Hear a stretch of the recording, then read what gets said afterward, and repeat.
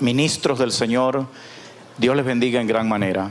Me siento realmente gozoso en poder estar acá, pero créame que a la vez muy comprometido delante de Dios y con ustedes, entendiendo las implicaciones que tiene todo lo que aquí estamos haciendo y cómo nosotros estamos aquí marcando pauta para el futuro. Así que siento una profunda carga en mi corazón, en mi alma, en mi espíritu, y lo más que deseo es que Dios pueda intervenir, tocar nuestras vidas y podamos salir de aquí renovados y enfocados en lo que tenemos que hacer. Gloria a Dios. Vamos a invitarle. Estoy en compañía de mi esposa, pero mi esposa salió a agarrar un poquitito de aire allá afuera. Es la señora Olivia Sevilla, que me ha acompañado durante 33 años en mi vida matrimonial. Gloria a Dios. Y le doy gloria a Dios por ella, por su constancia, por su apoyo, por su fidelidad. Dios la bendiga. Muy bien, vamos a invitarle, hermanos, a buscar en su Biblia, en el libro de Génesis, capítulo 41, y vamos a leer desde el versículo 14. Aprovecho para de una vez anunciarle lo que vamos a tratar en la conferencia de mañana. Mañana vamos a estar hablando de cómo edificar la iglesia según el diseño de Dios. Edificando la iglesia según el diseño de Dios. Es el tema que vamos a plantear mañana en la mañana.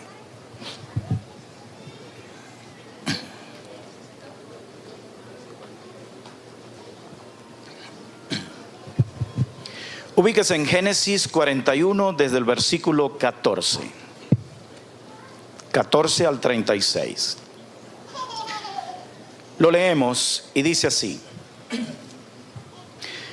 Entonces Faraón envió y llamó a José, y lo sacaron apresuradamente de la cárcel, y se afeitó y mudó sus vestidos y vino a Faraón. Y dijo Faraón a José: Yo he tenido un sueño y no hay quien lo interprete, mas he oído decir de ti que oyes sueños para interpretarlos. Respondió José a Faraón diciendo: No está en mí, Dios será el que dé respuesta propicia a Faraón.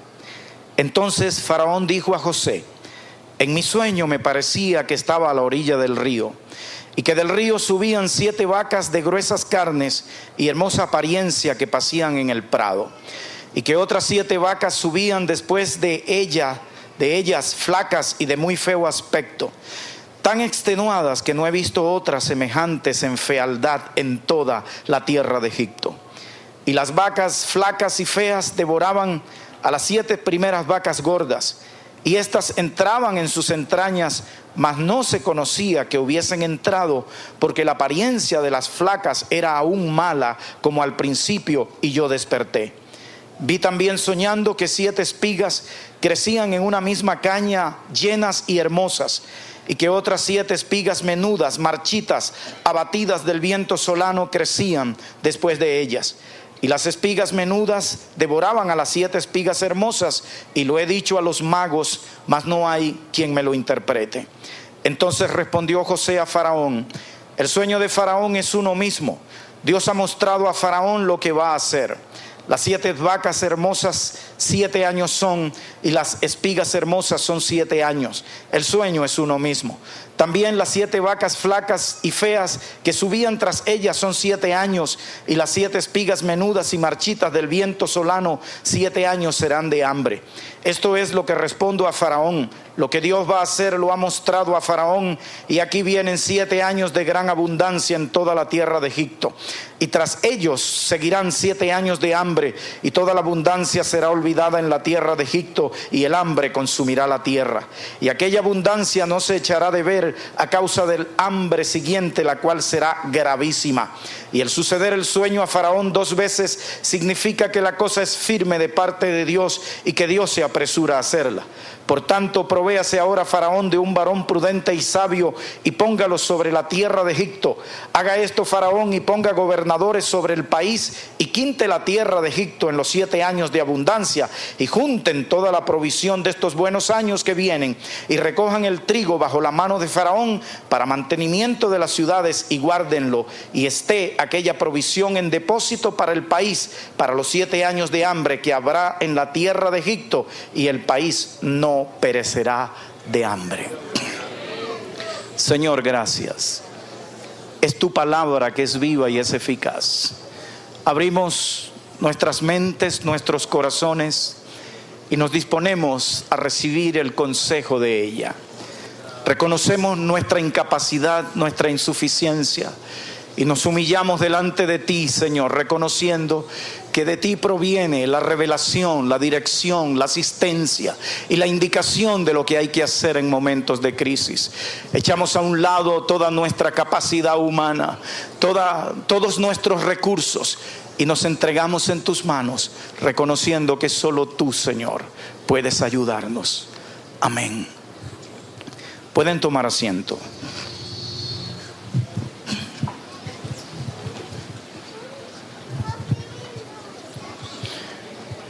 Como anunciamos, el mensaje se titula Vacas flacas en el horizonte. Vacas flacas en el horizonte. Todo transcurría en un curso de aparente normalidad, en lo que para aquel momento era considerado como la nación más poderosa del mundo conocido. Y entendemos que era la nación de Egipto. Cuando de manera sorpresiva o inesperada una noche, el principal monarca de la nación tuvo unos sueños que impactaron su vida. Y como hemos visto, el primer sueño consistía en que Faraón veía que del río subían 7 vacas gordas muy hermosas y que pasían en el prado. Cuando dice del río, entendemos que se refiere o que tiene que ver con el río Nilo.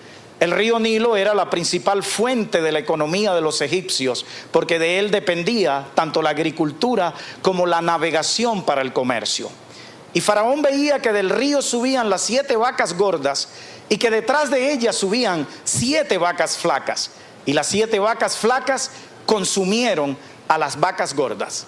Faraón despierta impactado por el sueño, pero logra volver a conciliar el sueño. Y ahora comienza a soñar nuevamente, y ahora ve que una espiga crece y que de ella salen 7 espigas muy hermosas, llenas de grano, abundante. Pero al mismo tiempo, detrás de esas 7 espigas surgieron 7 espigas marchitas, abatidas, con muy feo aspecto, y que de igual manera que con las vacas, las 7 espigas marchitas consumieron las espigas llenas de grano y hermosas. Entonces Faraón despierta muy impactado. Inmediatamente mandó a convocar a todos sus sabios, a todos los adivinos y todos los magos y toda la gente sabia del reino, y busca la interpretación del sueño y no lo consigue. Hasta que aparece José en la escena, y José entonces de parte de Dios declara que la interpretación es esta: que en el futuro inmediato de la nación egipcia se aproximaba una gran crisis. Venían 7 años de gran abundancia, ciertamente, pero que inmediatamente vendrían 7 años de profunda escasez que sumergirían a la nación en una devastación y que mucha gente moriría. Así que la economía de los egipcios sería trastocada en breve. O sea que en el horizonte de los egipcios habían vacas flacas. Quiero tomar esta experiencia y esta narración para considerar 3 posiciones que son determinantes ante las crisis. Y especialmente ante esa crisis vemos estas 3 posiciones. La primera posición es la posición de Dios. ¿Y cuál es la posición de Dios? Ante una crisis venidera, Dios siempre se anticipa. Ante una crisis venidera, Dios inmediatamente activa sus mecanismos de alerta y de advertencia. Y los mecanismos de alerta de parte de Dios siempre se activan con mucha anticipación. De manera que Dios procura que las personas involucradas y las personas relacionadas con la crisis tengan una advertencia con anticipación para que tomen las medidas preventivas y no sean sorprendidos por las crisis. Así que las luces indicadoras de peligro, las señales en el camino que conducen a una crisis se activan con mucha anticipación. Las alarmas de Dios comienzan a sonar con mucha anticipación. Eso significa que cuando una crisis nos sorprende, no es porque Dios no haya advertido. Cuando una crisis nos sorprende, es porque de alguna manera nosotros no hemos puesto atención a las señales, a los indicadores y a las alarmas de Dios que se han prendido con mucha anticipación. Porque ¿sabe qué? Nada acontece sin que antes Dios alerte, advierta. La Biblia dice que no hará nada Jehová el Señor sin que antes revele su secreto a sus siervos los profetas. Alabado el nombre de Jesús. Puede darle un fuerte aplauso al Rey de Reyes. Aleluya, aleluya.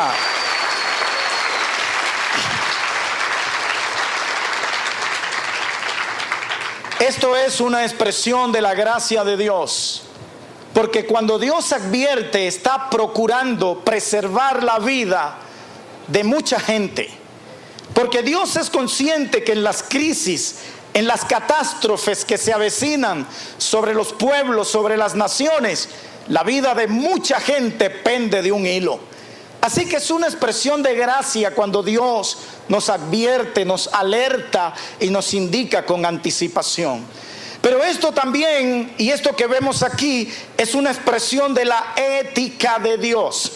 Porque vea cómo la indicación de Dios se dirige en primera instancia a la cabeza representativa de la nación, a Faraón.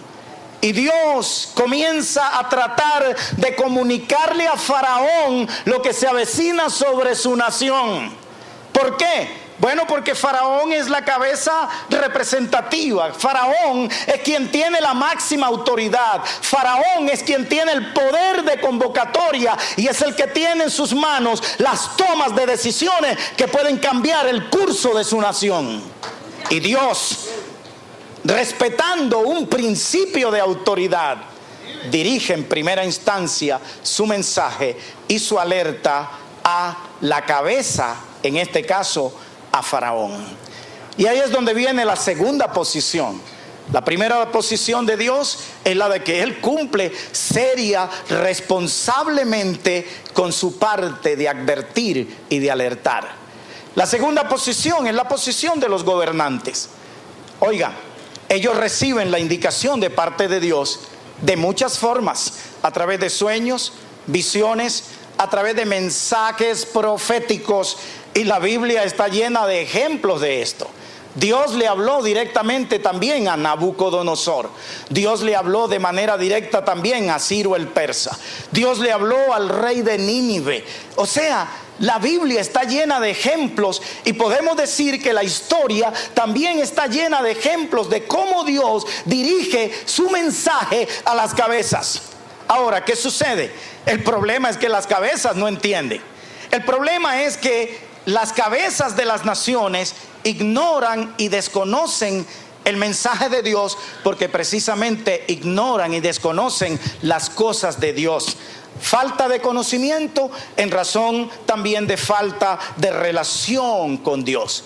Por eso Dios nos manda a nosotros a que oremos siempre por los que están en eminencia, por los gobernantes, por las cabezas de las naciones, porque nuestra oración puede ser determinante para que a su vida llegue la luz, la iluminación de lo que Dios está tratando de decirles y de advertirles. Faraón recibe la indicación y lo primero que hace es reunir a todo su tren de asesores y consejeros. Y yo puedo decir que ahí estarían jefes militares, asesores financieros, asesores economistas, ministros de estados, consejeros legales, asesores en general. Pero ¿sabe qué? ninguno entiende ni una papa ni un comino de lo que está pasando. Dios está mostrando lo que va a acontecer y ninguno de los jerarcas de la nación tiene ni la más remota idea de lo que aquello significa. No sabían lo que estaba pasando, mucho menos sabían lo que iba a pasar.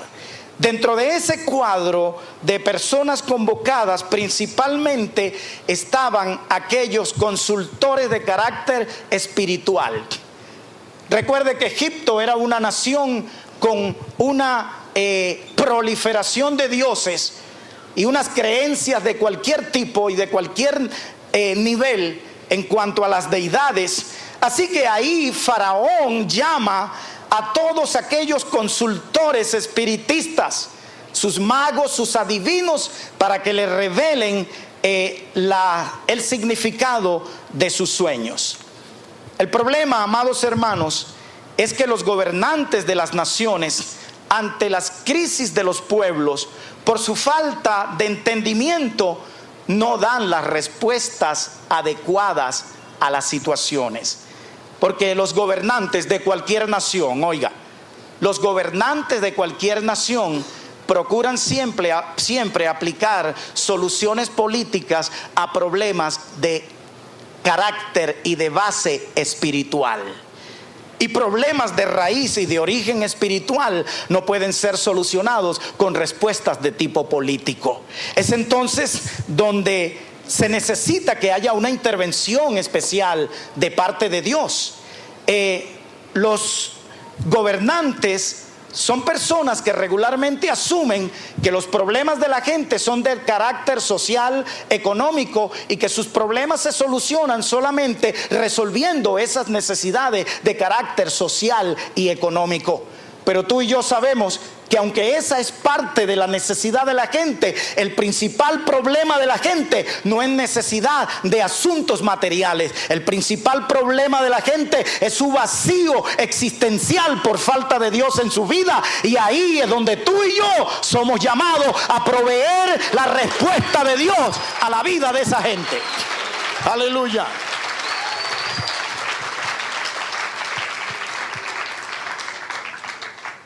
Los gobernantes, para poder ofrecer alternativas realmente viables, se necesita que estén conectados con Dios, porque desconectados de Dios, ninguna de sus herramientas son realmente efectivas. Pueden ser paliativos, pueden ser calmantes, pero jamás realmente soluciones.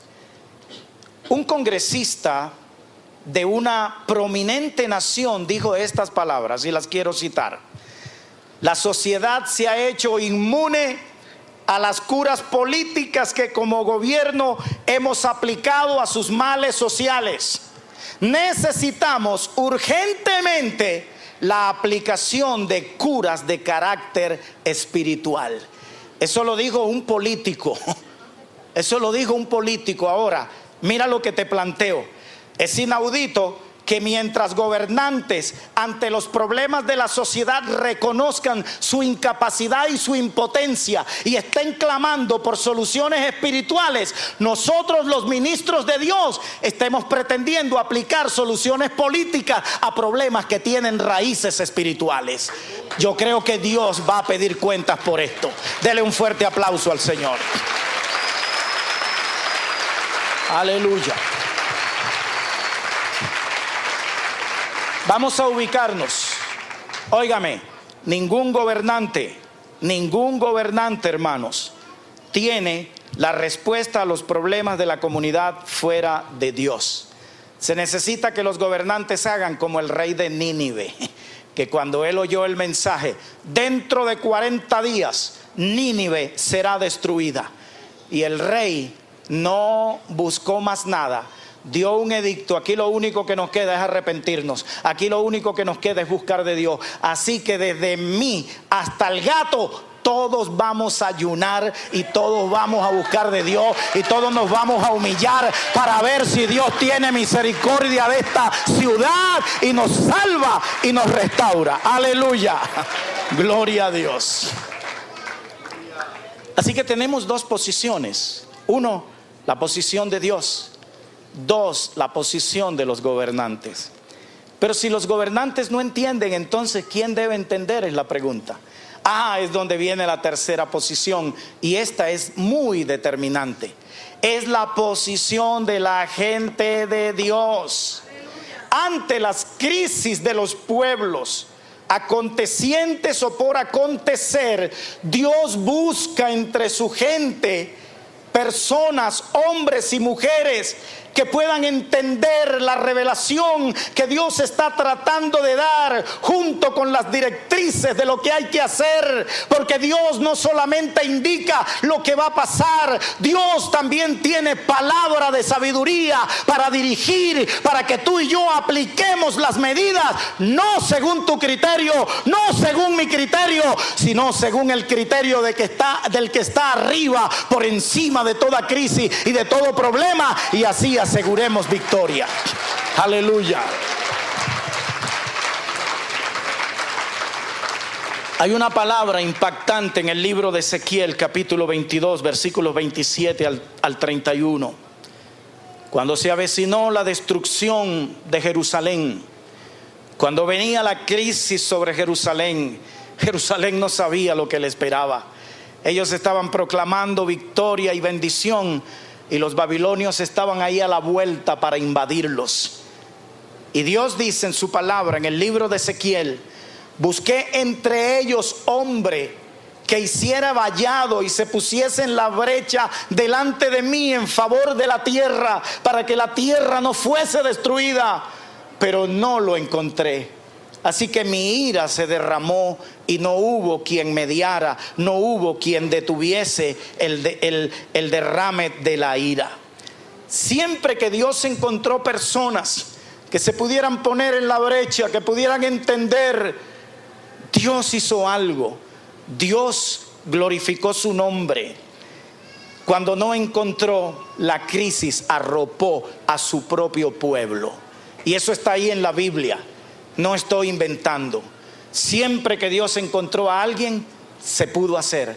Cuando no encontró a nadie, como dice Ezequiel, la crisis arropó a su propia nación. Gloria a Dios. Y hermanos, si tú y yo no entendemos las indicaciones de Dios, si tú y yo no entendemos, entonces tú y yo también seremos arropados por las crisis. Y no importa que tú y yo levantemos manos proclamando victoria, si hay una sentencia de crisis, la cuestión no está en levantar la mano y proclamar victoria. La cuestión está que Dios está demandando que tú y yo hagamos algo que tenemos que hacer, no solamente levantar la mano y levantar la voz y proclamar. Hay cosas que hay que ajustar y que hay que hacer. Gloria a Dios. Hermanos, Dios encontró en aquel tiempo a José. Dios pudo contar con un hombre entendido en las cosas de Dios. Y José fue el instrumento que Dios pudo usar para cumplir dos roles que es determinante cumplir ante las crisis. Dos roles que la iglesia ha descuidado. El primer rol es el rol profético. El rol profético, donde el hombre de Dios o la mujer de Dios entiende lo que Dios está planteando. Hermanos, es entendible que la gente que no conoce a Dios no entienda, pero es inaudito que los que conocemos a Dios estemos perdidos en el espacio y Dios esté tirando señas como un manager o un coach de tercera, tirando señas, y nosotros que somos los jugadores de Dios estamos perdidos en cuanto a las señas que Dios está tirando.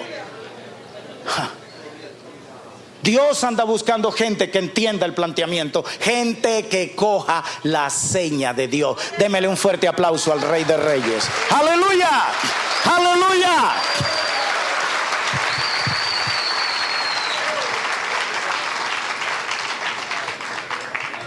Amados hermanos, se trata, la parte del rol profético, se trata en primera instancia de entender el planteamiento, de que tú y yo tengamos la revelación de lo que está pasando y de lo que va a pasar. Al mismo tiempo, al entenderlo, entonces la otra parte del rol profético es que tú y yo podamos no solamente entenderlo, sino transmitirlo. comunicarlo con todas las de la ley, comunicarlo con todas las implicaciones que tenga. Gloria a Dios. Al comunicar ese mensaje, pues no debe haber temor. Regularmente nos atemorizamos un poquitito a la hora de comunicar cosas, sobre todo desastres, porque ¿sabe qué? Cómo nos encanta la profecía de victoria. La profecía donde nos dicen: te bendeciré, te engrandeceré, vas a pastorear una iglesia que no va a caber en la ciudad, vas a tener que empatar 2 ciudades para poder pastorear la iglesia. ¡Wow! ¡Santo! ¡Aleluya! ¡Ay, Padre! Jehová habló. Pero la profecía que tiene que ver con anuncios de desastres, esa la desarticulamos, esa la sacamos. Gloria a Dios. Y hermanos, hay que anunciarle el mensaje que Dios está dando, desde el rey hasta el que barre, hasta el que limpia, a todos, aunque te corten la cabeza o aunque me corten la cabeza. Alabado el nombre de Jesucristo. La iglesia ha descuidado su rol profético, y al descuidar su rol profético ha dejado un espacio que otros han venido a ocupar. Y le voy a mencionar algunos que han venido a ocupar el rol profético que nosotros como ministros y como iglesia hemos dejado vacío. Número 1, los profetas de agua dulce. Sí, hay profetas de agua dulce. Profetas de agua dulce son los que tal vez sean gente de Dios, pero que se han desenfocado, se han desconectado de la revelación divina y se han conectado con sus propios deseos, como lo dice el Antiguo Testamento. Os profetizaron palabra de su propio corazón, os profetizaron palabra de sus propios deseos, de sus propios intereses. Y Dios dice: jamás yo los mandé a profetizar eso. Así que Dios dice: yo no me responsabilizo por el anuncio de profetas de agua dulce. Alabado el nombre de Jesús. Son aquellos que anuncian, amados hermanos, que habiendo perdido la conexión con Dios, no ven crisis por ninguna parte. Para ellos todo es bendición, todo es bonanza, todo es solvencia, y la crisis está a la vuelta de la esquina. Son los que le anuncian, como los profetas de Acab, que teniendo Acab una sentencia de muerte sobre él y una sentencia de destrucción sobre todo el pueblo, los profetas de Acab le decían: sal, la victoria está asegurada. Y hubo uno de ellos que hasta se hizo unos cuernos, y con estos cuernos los vas a cornear. Para ilustrar el mensaje profético, es donde aparece el rey Josafat en la escena y le dice al rey Acab: ¿ya consultaste con todos los profetas? Bueno, sí, con todos, seguro que con todos. Bueno, hay uno, pero ese no me gusta porque ese tipo profetiza, es puro juicio, ¿vale? A mí me gustan los profetas que me profetizan bendición, prosperidad, pero este me profetiza es juicio. Y Josafat dijo: llámalo, tráelo.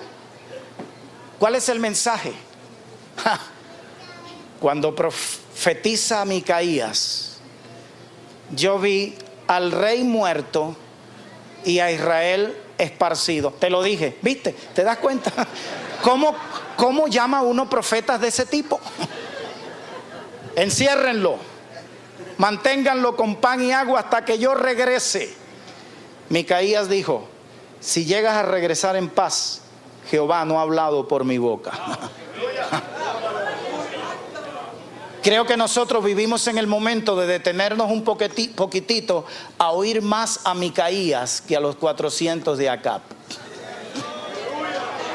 Aleluya, aleluya, aleluya, aleluya. Gloria a Dios.